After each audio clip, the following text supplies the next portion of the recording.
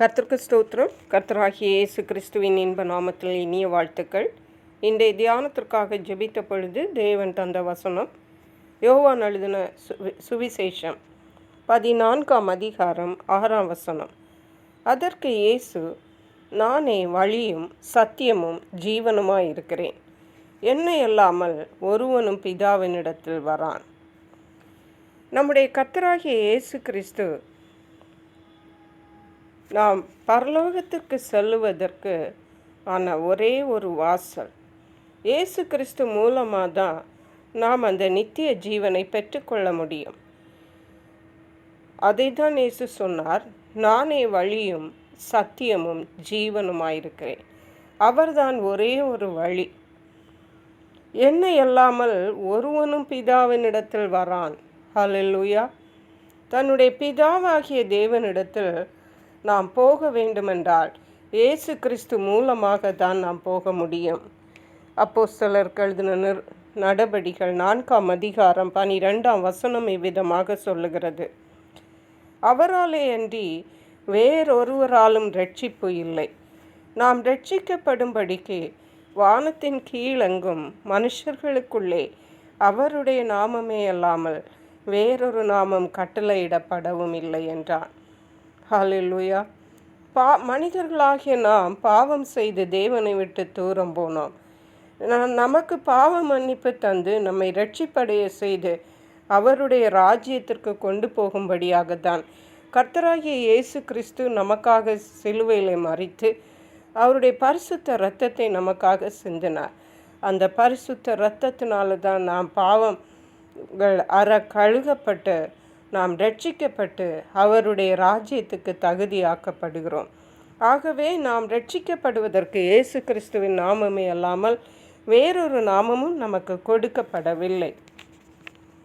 ஆகவே இயேசு கிறிஸ்துவை சொந்த இரட்சகராக நாம் ஏற்றுக்கொண்டு நம்முடைய பாவங்களை அவரிடத்தில் அறிக்கையிட்டு சொல்லி அவருடைய இரத்தத்தால் நாம் கழுகப்படும்போது அந்த விசுவாசம் நம்மை இரட்சிப்புக்கு எதுவாக வழி நடத்துகிறது, ரட்சிக்கப்பட உதவி செய்கிறது.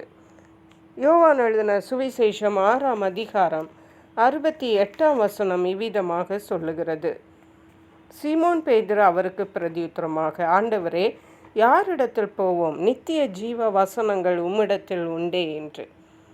நானே வழி என்று சொன்ன இயேசு நானே சத்தியம் என்று சொன்னார்.